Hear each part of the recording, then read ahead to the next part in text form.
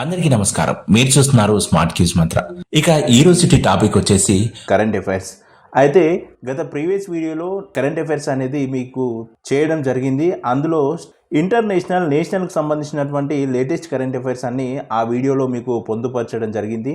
అలాగే ఆ video length ఎక్కువ అవుతుందనే ఉద్దేశంతోనే మీకు మరొక వీడియో ద్వారా మరికొన్ని లేటెస్ట్ అప్డేట్స్ అంటే స్టేట్స్కి సంబంధించినవి, అలాగే sports, awards, science and technology, బిజినెస్కి సంబంధించినటువంటి లేటెస్ట్ కరెంట్ అఫైర్స్ అప్డేట్స్ అన్నీ మీ ముందుకు తీసుకురావడం కోసమే పార్ట్ 2గా ఈ వీడియోని చేయడం జరుగుతుంది. ఇక ఈ వీడియోని ఎక్కడ కూడా స్కిప్ చేయకుండా చివరి వరకు పూర్తిగా చూడండి. మధ్యలో స్కిప్ చేస్తే ఇందులో ఉన్నటువంటి ఇన్ఫర్మేషన్ మీకు పూర్తిగా అర్థం కాదు. సో ఇక్కడ స్టేట్కి సంబంధించినటువంటి కరెంట్ అఫైర్స్ ఇక్కడ మనం చూసుకున్నట్లయితే తెలంగాణలో మొదటి గీగా కంపెనీగా అమర్ రాజా అంటూ కూడా ఇక్కడ మనం ఒక అంశాన్ని మనం చూసుకోవచ్చు. ఈ అంశానికి సంబంధించినటువంటి ఇన్ఫర్మేషన్ ఇక్కడ మనం చూసుకున్నట్లయితే తెలంగాణలో మొదటి గీగా కంపెనీ అమర్ రాజా 2025 చివరి నాటికి బ్యాటరీల ఉత్పత్తిని ప్రారంభిస్తుందని ఆ కంపెనీ తెలిపింది అంటూ కూడా ఇక్కడ మనం చూసుకోవడం జరుగుతుంది. అంతేకాదు ఈ పాజిటివ్ ఎనర్జీ ల్యాబ్ను ఏర్పాటు చేస్తున్నామని కూడా వెల్లడించింది అంటూ కూడా ఇక్కడ మనం తెలంగాణలో మొదటి గీగా కంపెనీగా అమర్ రాజా అనేటువంటి అంశానికి సంబంధించిన ఇన్ఫర్మేషన్గా మనం దీన్ని ఇక్కడ చూసుకోవడం జరుగుతుంది. ఇక్కడ మరొక అంశాన్ని మనం చూసుకున్నట్లయితే తెలంగాణలో ఇండియన్ నేవీ రాడార్ స్టేషన్ అంటూ కూడా ఇక్కడ మనం ఒక అంశాన్ని ఇక్కడ మనం చూసుకోవడం జరుగుతుంది. సో దీనికి సంబంధించినటువంటి ఇన్ఫర్మేషన్ ఇక్కడ మనం చూసుకున్నట్లయితే ఇండియన్ నేవీకి సంబంధించిన అతి తక్కువ ఫ్రీక్వెన్సీ కమ్యూనికేషన్ ట్రాన్స్మిషన్ స్టేషన్ను తెలంగాణలో ఏర్పాటు చేయనున్నారు అంటూ కూడా ఇక్కడ మనం చూసుకోవడం జరుగుతుంది.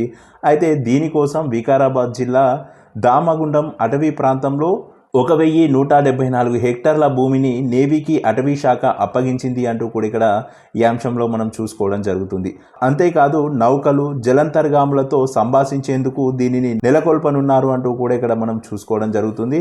అంతేకాదు దేశంలో తొలి రాడార్ స్టేషన్ తమిళనాడులో ఉండగా ఇది రెండవది అంటూ కూడా ఇక్కడ మనం ఈ అంశంలో మనం చూసుకోవడం జరుగుతుంది. సో ఇది తెలంగాణలో ఇండియన్ నేవీ రాడార్ స్టేషన్కి సంబంధించిన అంశానికి సంబంధించినటువంటి ఇన్ఫర్మేషన్గా మనం ఇక్కడ చూసుకోవడం జరుగుతుంది. సో ఇక్కడ మరొక అంశాన్ని మనం చూసుకున్నట్లయితే హైదరాబాద్లో కాస్మోటిక్ మ్యానుఫ్యాక్చరింగ్ హబ్ అంటూ కూడా ఇక్కడ చూసుకోవడం జరుగుతుంది.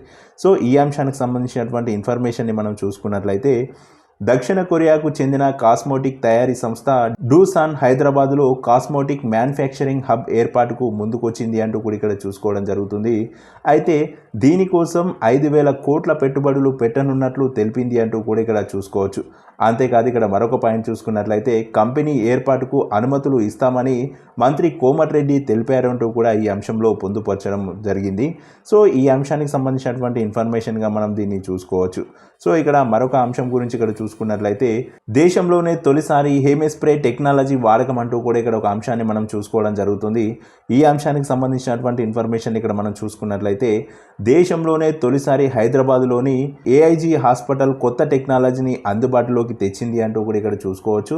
ఇక్కడ మరొక పాయింట్ చూసుకున్నట్లయితే జీర్ణకోశంలో రక్తస్రావాన్ని అడ్డుకునేందుకు హేమోస్ప్రే అనేటువంటి టెక్నాలజీని వాడింది అంటూ కూడా ఇక్కడ మనం చూసుకోవచ్చు. ఇక మరొక పాయింట్ చూసుకున్నట్లయితే ఎండోస్కోపీ చేస్తున్నప్పుడు రక్తస్రావం జరిగినప్పుడు హేమోస్ప్రే సహాయంతో ప్రత్యేక పదార్థాన్ని పిచికారీ చేసి దాన్ని నియంత్రించినట్లు ఏఐజీ చైర్మన్ డాక్టర్ నాగేశ్వరరావు చెప్పారు అంటూ కూడా ఇక్కడ ఈ అంశంలో భాగంగా మనం చూసుకోవడం జరుగుతుంది. సో ఇది దేశంలోనే తొలిసారి హేమోస్ప్రే టెక్నాలజీ వాడకానికి సంబంధించిన అంశంలోని భాగంగా దీన్ని చూసుకోవడం జరుగుతుంది. ఇక ఇవి స్టేట్కి సంబంధించినటువంటి ఇన్ఫర్మేషన్గా చూసుకోవచ్చు. ఇక్కడ మనం స్పోర్ట్స్కి సంబంధించినటువంటి ఇన్ఫర్మేషన్ని మనం చూసుకున్నట్లయితే ముందుగా క్రికెటర్లకు బీసీసీఐ అవార్డుల ప్రదానం అంటూ కూడా ఇక్కడ మనం ఒక అంశాన్ని చూసుకోవడం జరుగుతుంది. ఈ అంశానికి సంబంధించినటువంటి ఇన్ఫర్మేషన్ని మనం చూసుకున్నట్లయితే టీమిండియా క్రికెటర్ శుభ్మాన్ గిల్కు 2022-23 సంవత్సరానికి గాను బెస్ట్ ఇంటర్నేషనల్ క్రికెటర్గా పాలి ఉమెగ్రిగర్ అవార్డు బీసీసీఐ ప్రదానం చేసింది అంటూ కూడా ఇక్కడ మనం చూసుకోవడం జరుగుతుంది. అంతేకాదు మహమ్మద్ షమి 2019-20, రవీంద్రచంద్రన్ అశ్విన్ 2020-21, అలాగే జస్ప్రీత్ బుమ్రా 2021-22 సీజన్కు గాను ఈ అవార్డును పొందారంటూ కూడా ఇక్కడ మనం చూసుకోవడం జరుగుతుంది. అంతేకాదు ఇక్కడ మరొక పాయింట్ చూసుకున్నట్లయితే బెస్ట్ ఉమెన్స్ ఇంటర్నేషనల్ క్రికెటర్గా దీప్తి శర్మ 2022-23, అలాగే 2019-20గా నిలిచారు అంటూ కూడా ఇక్కడ మనం చెప్పుకోవడం జరుగుతుంది. ఇకపోతే స్మృతి మంధాన కూడా 2020, 21 అలాగే 21 నుండి కూడా ఈ అవార్డును పొందారు అంటూ కూడా ఇక్కడ మనం చూసుకోవడం జరుగుతుంది. సో ఇక్కడ మరొక పాయింట్ చూసుకున్నట్లయితే మాజీ ప్లేయర్ రవి శాస్త్రి అలాగే ఫరూక్ ఇంజనీర్ సికే నాయుడు జీవిత సౌఫల్య అవార్డులను అందుకున్నారంటూ కూడా ఇక్కడ ఈ పాయింట్లో మనం చూసుకోవడం జరుగుతుంది. సో ఇది ఈ అంశానికి సంబంధించినటువంటి ఇన్ఫర్మేషన్గా మనం దీన్ని చూసుకోవచ్చు. ఇక ఇక్కడ మరొక అంశాన్ని మనం చూసుకున్నట్లయితే బెస్ట్ ఇంటర్నేషనల్ డెబ్యూగా జైస్వాల్ అంటూ కూడా ఇక్కడ మనం ఈ అంశాన్ని మనం చూసుకోవచ్చు. ఈ అంశానికి సంబంధించినటువంటి ఇన్ఫర్మేషన్ని మనం చూసుకున్నట్లయితే బెస్ట్ ఇంటర్నేషనల్ డెబ్యూంట్గా 2022-23 సంవత్సరానికి గాను టీమిండియా క్రికెటర్ యశస్విని జైస్వాల్ నిలిచారు అంటూ కూడా ఇక్కడ మనం ఈ అంశంలో చూసుకోవచ్చు. అంతేకాదు మరొక పాయింట్ చూసుకున్నట్లయితే అలాగే 2021-22 సీజన్కు శ్రేయస్ అయ్యర్, 2020-21 సీజన్కు అక్షర్ పటేల్, అంతేకాదు 2019-20 సీజన్కు మాయాంక్ అగర్వాల్కు బీసీసీఐ అవార్డులు అందజేసింది అంటూ కూడా ఇక్కడ మనం ఈ అంశంలో చూసుకోవడం జరుగుతుంది. అంతేకాదు ఇక్కడ మరొక పాయింట్ చూసుకున్నట్లయితే ఇక మహిళా విభాగంలో ప్రియా పునియా 2019-20కి గాను, అలాగే షెఫాలి వర్మ 2020-21, అంతేకాదు మేఘన 2021-22, అమన్జోత్ కౌర్ 2022-23గా నిలిచారు అంటూ కూడా ఇక్కడ వీళ్ళ గురించి చూసుకోవడం జరుగుతుంది. ఇకపోతే రంజీల్లో రాణించిన వారికి మాధవరావు సింధియా అవార్డును ప్రదానం చేసింది అంటూ కూడా ఇక్కడ మనం ఈ అంశంలో భాగంగా చూసుకోవచ్చు. అంతేకాదు ఇక్కడ మరొక పాయింట్ చూసుకున్నట్లయితే మాయాంక్ అగర్వాల్ ఈమె కర్ణాటకకు చెందిన వ్యక్తిగా మనం చెప్పుకోవచ్చు. 2022-23 అలాగే సర్ఫరాజ్ ఖాన్ ముంబై 2021-22, జయదేవ్ ఉన్నత్కత్కు ఇతను సౌరాష్ట్ర 2019-20కి గాను వీరికి అవార్డులు అందజేసింది అంటూ కూడా ఇక్కడ మనం ఈ అంశంలో భాగంగా చూసుకోవడం జరుగుతుంది. సో ఇది ఈ అంశానికి సంబంధించినటువంటి ఇన్ఫర్మేషన్గా మనం చూసుకోవడం జరుగుతుంది. సో ఇక్కడ మరొక అంశం గురించి ఇక్కడ మనం చూసుకున్నట్లయితే ICC one day cricket of the year 2023 అవార్డును team India star cricketer Virat Kohli గెలుచుకున్నారంటూ కూడా ఇక్కడ ఈ అంశంలో మనం చూసుకోవచ్చు. అంతేకాదు ఇక్కడ మరొక పాయింట్ చూసుకున్నట్లయితే దీంతో ఈ అవార్డును 4 సార్లు గెలుచుకున్న తొలి ప్లేయర్గా కూడా నిలిచారు అంటూ ఇక్కడ మనం కోహ్లీ గురించి చెప్పుకోవడం జరుగుతుంది.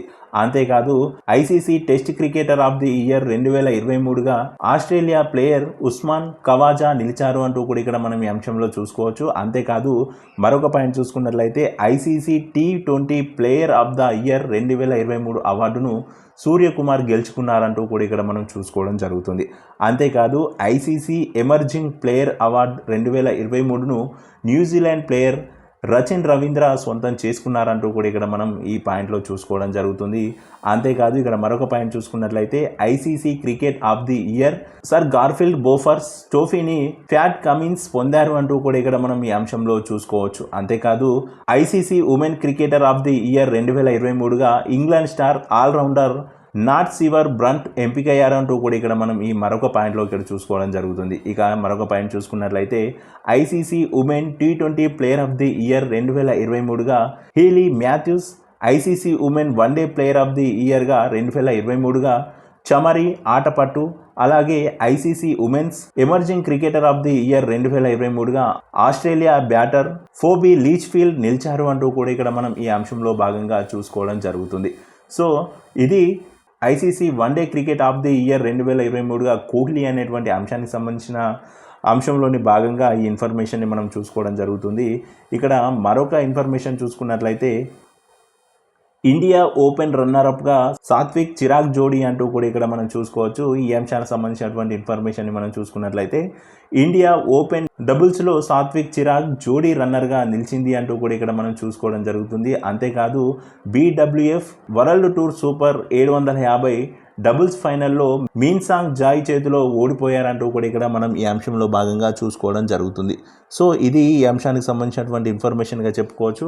ఇక మరొక అంశాన్ని ఇక్కడ మనం చూసుకున్నట్లయితే హైదరాబాద్ బ్యాటర్ తన్మయ్ ప్రపంచ రికార్డు అంటూ కూడా ఇక్కడ మనం ఒక అంశాన్ని చూసుకోవడం జరుగుతుంది. ఈ అంశానికి సంబంధించినటువంటి ఇన్ఫర్మేషన్ని మనం చూసుకున్నట్లయితే హైదరాబాద్ ఓపెనర్ తన్మయ్ అగర్వాల్ రంజీ ట్రోఫీలో ప్రపంచ రికార్డు సృష్టించారు అంటూ కూడా ఇక్కడ చూసుకోవచ్చు. అంతేకాదు మరొక పాయింట్ చూసుకున్నట్లయితే ఫస్ట్ క్లాస్ క్రికెటర్లో అత్యంత వేగంగా ట్రిపుల్ సెంచరీ అంటే 160 బంతుల్లో 323 చేసిన ప్లేయర్గా నిలిచాడు అంటూ కూడా ఇక్కడ మనం చెప్పుకోవడం జరుగుతుంది. అంటే ట్రిపుల్ సెంచరీ చేసిన ప్లేయర్గా ఇక్కడ తన్మయ్ అగర్వాల్ నిలిచాడంటూ కూడా ఇక్కడ మనం చెప్పుకోవడం జరుగుతుంది. అంతేకాదు ఇక్కడ మరొక పాయింట్ చూసుకున్నట్లయితే దక్షిణాఫ్రికాకు చెందిన మార్కో మరియాస్ రికార్డును తన్మయ్ బ్రేక్ చేశారంటూ కూడా ఇక్కడ మనం చెప్పుకోవడం జరుగుతుంది. ఈ దక్షిణాఫ్రికాకు చెందినటువంటి మార్కో మరియాస్ రికార్డ్ చూసుకున్నట్లయితే 191 బంతుల్లో 300 రన్స్ కొట్టాడు. అలాగే ఇక్కడ తన్మయ్ 160 బంతుల్లో 323 రన్స్ చేసి ఇక్కడ దక్షిణాఫ్రికాకు చెందిన మార్కో మరియాస్ రికార్డును తన్మయ్ బ్రేక్ చేశాడంటూ కూడా ఇక్కడ మనం ఈ అంశంలో చూసుకోవడం జరుగుతుంది. సో ఇది హైదరాబాద్ బ్యాటర్ తన్మయ్ ప్రపంచ రికార్డుకు సంబంధించినటువంటి ఇన్ఫర్మేషన్గా మనం చూసుకోవచ్చు. ఇక్కడ మరొక అంశాన్ని మనం చూసుకున్నట్లయితే 7 క్రీడాకారులకు పద్మశ్రీ అంటూ కూడా ఇక్కడ మనం ఒక అంశాన్ని చూసుకోవడం జరుగుతుంది.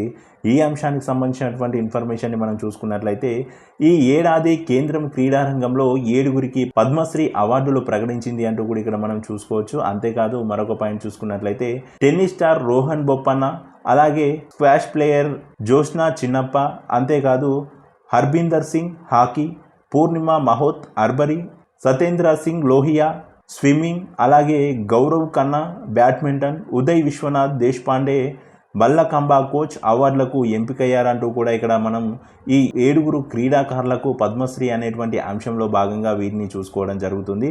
సో ఇక్కడ మరొక అంశాన్ని మనం చూసుకున్నట్లయితే వరల్డ్ నెంబర్ 1గా రోహన్ బొప్పన్న అంటూ కూడా ఇక్కడ మనం చూసుకోవడం జరుగుతుంది. దీనికి సంబంధించినటువంటి ఇన్ఫర్మేషన్ని మనం చూసుకున్నట్లయితే టెన్నిస్ డబుల్స్ విభాగంలో నెంబర్ 1 ర్యాంక్ సాధించినటువంటి ఓల్డెస్ట్ టెన్నిస్ ప్లేయర్గా రోహన్ బొప్పన్న రికార్డు సృష్టించారంటూ కూడా ఇక్కడ మనం చెప్పుకోవడం జరుగుతుంది. అంతేకాదు ఈయన వయసు వచ్చేసి 43 సంవత్సరాలుగా కూడా చెప్పుకోవచ్చు. ఇక్కడ మరొక పాయింట్ చూసుకున్నట్లయితే ఆస్ట్రేలియన్ ఓపెన్లో అతిపెద్ద వయసులో ఫైనల్కు చేరిన ప్లేయర్గా కూడా రోహన్ బొప్పన్న నిలిచారంటూ కూడా ఇక్కడ మనం ఈ అంశంలో భాగంగా చెప్పుకోవడం జరుగుతుంది. సో ఇది వరల్డ్ నెంబర్ 1గా రోహన్ బొప్పన్న అనేటువంటి అంశానికి సంబంధించినటువంటి ఇన్ఫర్మేషన్గా దీన్ని మనం చూసుకోవచ్చు. ఇక మరొక ఇన్ఫర్మేషన్ ఇక్కడ మనం చూసుకున్నట్లయితే ఆస్ట్రేలియా ఓపెన్ ఉమెన్ సింగిల్స్ విజేత సంబలెంకా అంటూ కూడా ఇక్కడ మనం ఒక అంశాన్ని చూసుకోవడం జరుగుతుంది. ఈ అంశానికి సంబంధించినటువంటి ఇన్ఫర్మేషన్ని మనం చూసుకున్నట్లయితే ఆస్ట్రేలియా ఓపెన్ మహిళా సింగిల్స్ విజేతగా వరుసగా రెండోసారి బెలారస్ క్రీడాకారిణి సబలెంకా నిలిచారు అంటూ కూడా ఇక్కడ మనం చూసుకోవడం జరుగుతుంది. ఇక్కడ మరొక పాయింట్ చూసుకున్నట్లయితే ఫైనల్లో చైనా ప్లేయర్ జంగ్ను 6-3 అలాగే 6-2 సెట్ల తేడాతో చిత్తు చేశారంటూ కూడా ఇక్కడ మనం చెప్పుకోవచ్చు. అంతేకాదు సబలెంకా 17.25 కోట్ల ప్రైజ్ మనీని కూడా అందుకున్నారంటూ కూడా ఇక్కడ మనం ఈ అంశంలో చెప్పుకోవడం జరుగుతుంది. సో ఇది ఆస్ట్రేలియా ఓపెన్ ఉమెన్ సింగిల్స్ విజేత సబలెంకా అనేటువంటి అంశానికి సంబంధించినటువంటి ఇన్ఫర్మేషన్గా మనం దీన్ని చూసుకోవడం జరుగుతుంది. సో ఇక మరొక అంశాన్ని ఇక్కడ మనం చూసుకున్నట్లయితే వెస్టిండీస్ క్రికెట్ బోర్డు కీలక నిర్ణయం అంటూ కూడా ఒక అంశాన్ని మనం చూసుకోవడం జరుగుతుంది.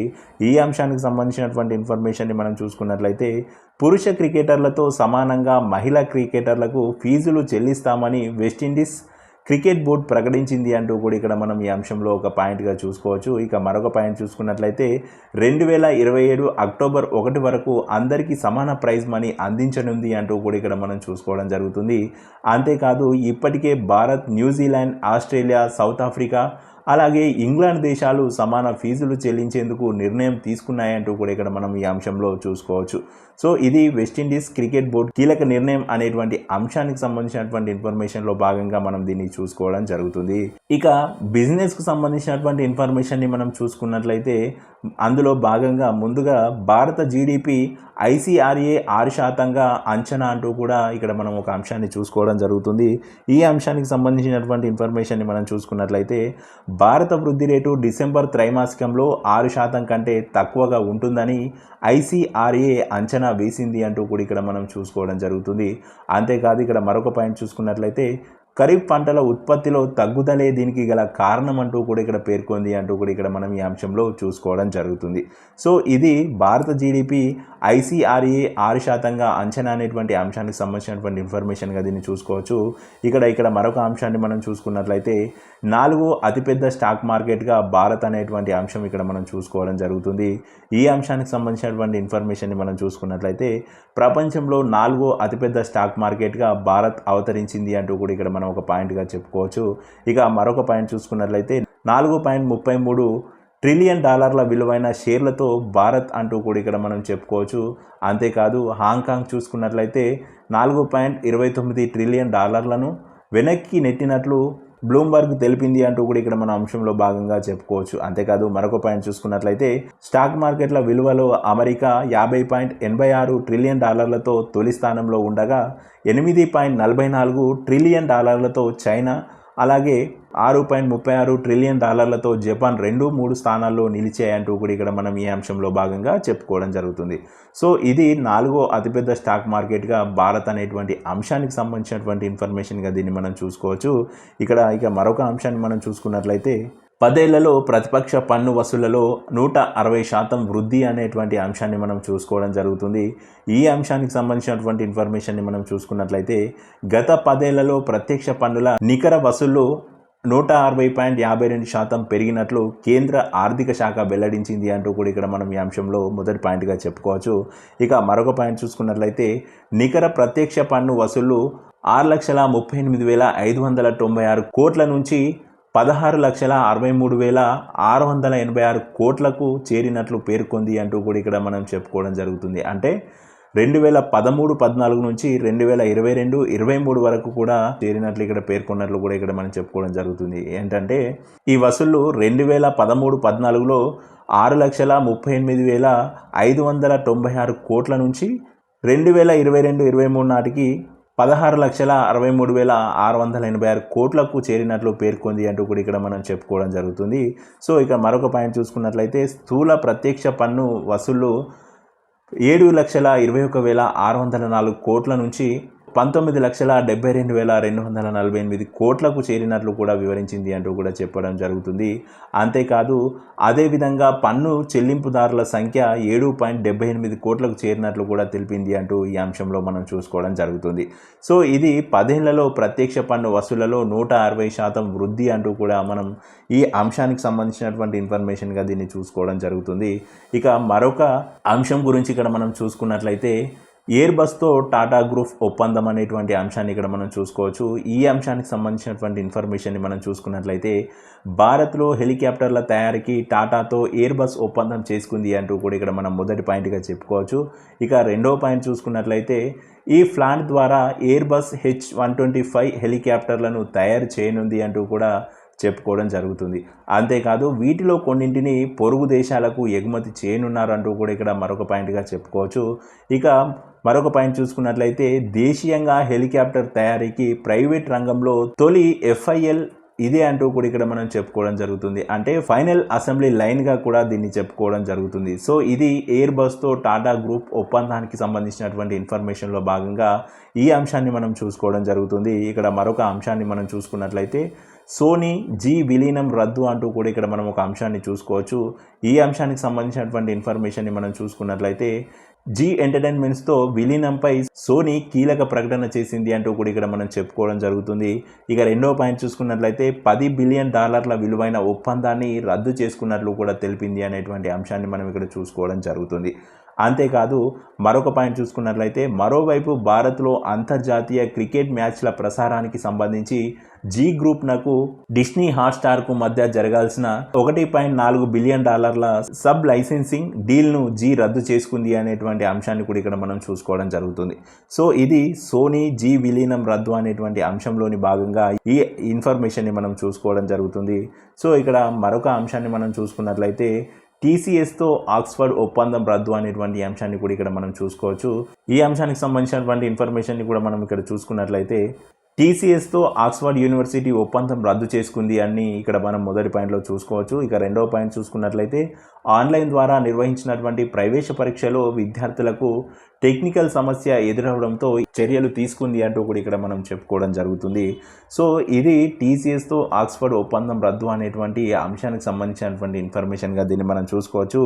సో ఇవి బిజినెస్కు సంబంధించినటువంటి ఇన్ఫర్మేషన్గా మనం వీటి గురించి మనం ఇక్కడ చూసుకోవచ్చు. ఇక సైన్స్ అండ్ టెక్నాలజీకి సంబంధించినటువంటి ఇన్ఫర్మేషన్ని మనం చూసుకున్నట్లయితే ముందుగా మత్స్యకారుల కోసం DAT SG అభివృద్ధి అనేటువంటి అంశాన్ని ఇక్కడ మనం చూసుకోవడం జరుగుతుంది.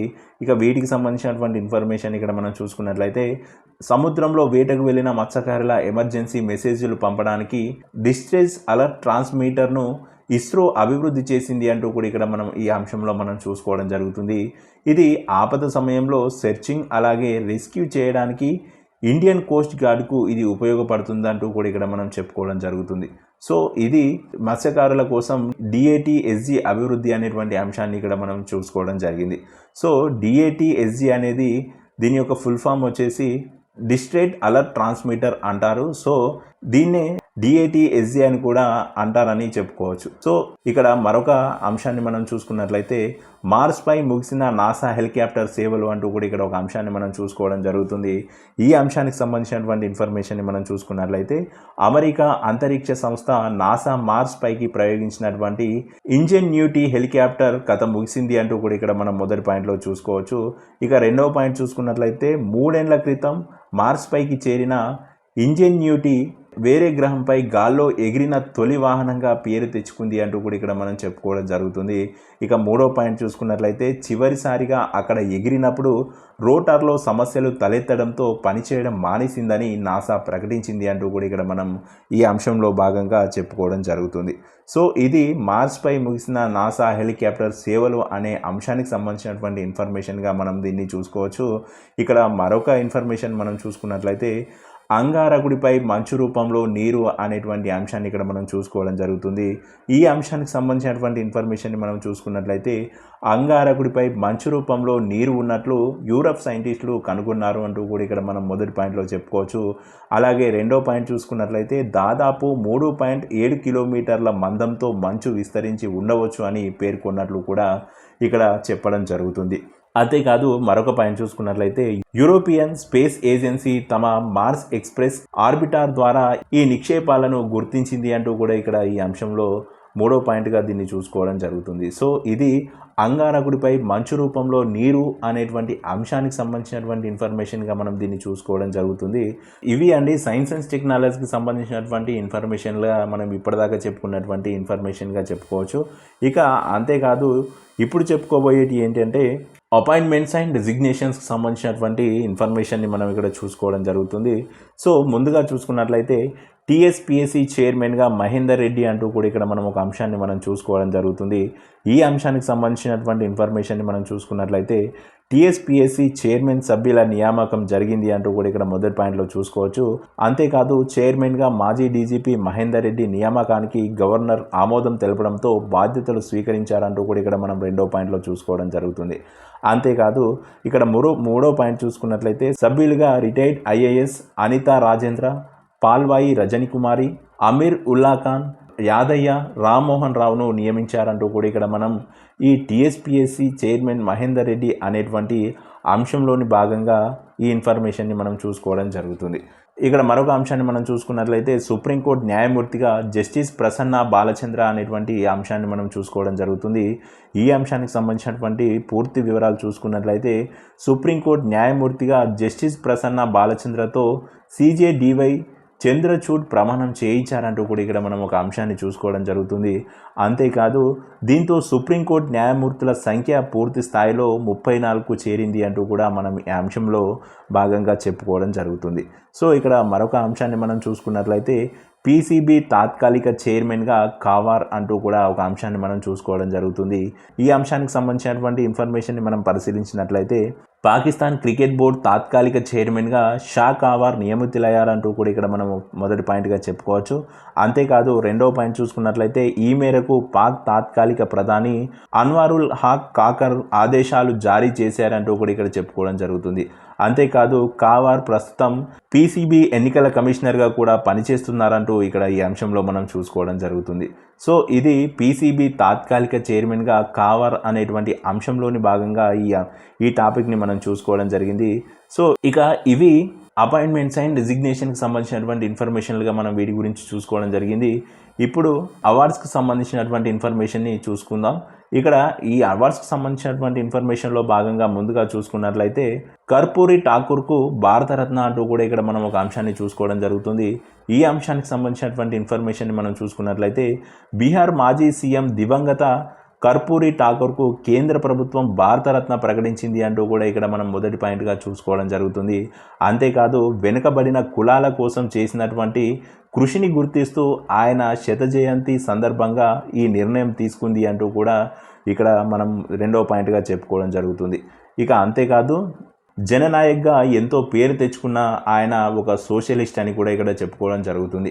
అంతేకాదు ఇక్కడ మరొక పాయింట్ చూసుకున్నట్లయితే జనతా పార్టీల తరపున 1970 డిసెంబర్ నుంచి 6 నెలలు, అలాగే 1977 డిసెంబర్ నుంచి 1979 ఏప్రిల్ వరకు బీహార్ సీఎంగా వ్యవహరించారంటూ కూడా ఇక్కడ మనం ఈ కర్పూరి ఠాకూర్ గారి గురించి ఇక్కడ చెప్పుకోవడం జరుగుతుంది. సో ఇక్కడ మరొక పాయింట్ చూసుకున్నట్లయితే విద్యార్థిగా క్విట్ ఇండియా, స్వాతంత్ర ఉద్యమ పోరాటంలో జైలుకు కూడా వెళ్ళారంటూ కూడా ఇక్కడ మనం ఈయన గురించి ఈ అంశంలో చెప్పుకోవడం జరుగుతుంది. సో ఇది కర్పూరి ఠాకూర్కు భారతరత్న అనేటువంటి అంశానికి సంబంధించినటువంటి ఇన్ఫర్మేషన్గా దీన్ని మనం చూసుకోవచ్చు. సో ఇక్కడ మరొక అంశాన్ని మనం చూసుకున్నట్లయితే 60 పారాచూట్ ఫీల్డ్ హాస్పిటళ్లకు జాతీయ అవార్డు అంటూ కూడా ఇక్కడ ఒక అంశాన్ని మనం చూసుకోవడం జరుగుతుంది. ఇక ఈ అంశానికి సంబంధించినటువంటి ఇన్ఫర్మేషన్ని మనం చూసుకున్నట్లయితే సుభాష్ చంద్రబోస్ ఆపద ప్రబంధన్ పురస్కారాన్ని ఆయన జయంతి సందర్భంగా కేంద్రం ప్రకటించింది అంటూ కూడా ఇక్కడ చెప్పుకోవడం జరుగుతుంది. అంతేకాదు ఉత్తరప్రదేశ్లోని 60 పారాచూట్ ఫీల్డ్ హాస్పిటల్కు ఈ ఏడాదికి గాను అవార్డు లభించింది అంటూ కూడా ఇక్కడ మనం ఈ అంశంలో చూసుకోవడం జరుగుతుంది. అంతేకాదు విపత్తు నిర్వహణ రంగంలో సహాయపడిన వ్యక్తులు, సంస్థలకు ఈ అవార్డు ఇస్తారంటూ కూడా ఇక్కడ మనం చెప్పడం జరుగుతుంది. ఇకపోతే టర్కీ, సిరియాలో భూకంపం వచ్చినప్పుడు ఆ హాస్పిటల్ సేవలు అందించింది అంటూ కూడా ఇక్కడ ఈ అంశంలో మనం చూసుకోవడం జరుగుతుంది. సో ఈ అంశానికి సంబంధించినటువంటి ఇన్ఫర్మేషన్గా దీన్ని మనం చూసుకోవచ్చు. ఇక ఇక్కడ మరొక అంశాన్ని మనం చూసుకున్నట్లయితే డాక్టర్ ఏఎన్ రావుకు WSSA అవార్డు అంటూ కూడా ఇక్కడ మనం ఒక అంశాన్ని మనం చూసుకోవడం జరుగుతుంది. ఈ అంశానికి సంబంధించినటువంటి ఇన్ఫర్మేషన్ని మనం చూసుకున్నట్లయితే వ్యవసాయ శాస్త్రవేత్త డాక్టర్ అడుసుమిల్లి నారాయణరావుకు weed science society of America life membership award 2024తో సత్కరించింది అంటూ కూడా ఇక్కడ మనం అంశంలో చూసుకోవడం జరుగుతుంది. అంతేకాదు కలుపు నివారణపై చేసిన పరిశోధనలకు గాను WSSA సభ్యత్వం ఇచ్చింది అంటూ కూడా ఇక్కడ ఈ అంశంలో మనం చూసుకోవడం జరుగుతుంది. సో ఇది డాక్టర్ ఏఎన్ రావుకు WSSA అవార్డ్ అనేటువంటి అంశానికి సంబంధించినటువంటి ఇన్ఫర్మేషన్గా మనం దీన్ని చూసుకోవడం జరుగుతుంది. సో ఇక్కడ మరొక అంశాన్ని మనం చూసుకున్నట్లయితే పద్మ అవార్డులు ప్రకటించిన కేంద్రం అంటూ కూడా ఇక్కడ మనం ఈ అంశాన్ని చూసుకోవచ్చు. ఈ అంశానికి సంబంధించినటువంటి పూర్తి వివరాలు చూసుకున్నట్లయితే కేంద్రం 132 మందికి పద్మ పురస్కారాలు ప్రకటించింది అంటూ కూడా ఇక్కడ చూసుకోవడం జరుగుతుంది. అంతేకాదు ఇందులో 5 పద్మవిభూషణ్ అవార్డులు ఉన్నాయంటూ కూడా చెప్పడం జరిగింది. ఇకపోతే మాజీ ఉపరాష్ట్రపతి వెంకయ్య నాయుడు, అలాగే మెగాస్టార్ చిరంజీవి, బిందేశ్వర్ పాఠక్, వైజయంతిమాల బాలి, ఇక పద్మ సుబ్రహ్మణ్యంకు పద్మవిభూషణ్ పురస్కారం దక్కింది అంటూ కూడా ఇక్కడ మనం ఈ అంశంలో చూసుకోవడం జరుగుతుంది. అంతేకాదు పద్మభూషణ్ కూడా 17 మందిని వరించాయంటూ కూడా ఇక్కడ చెప్పుకోవడం జరిగింది.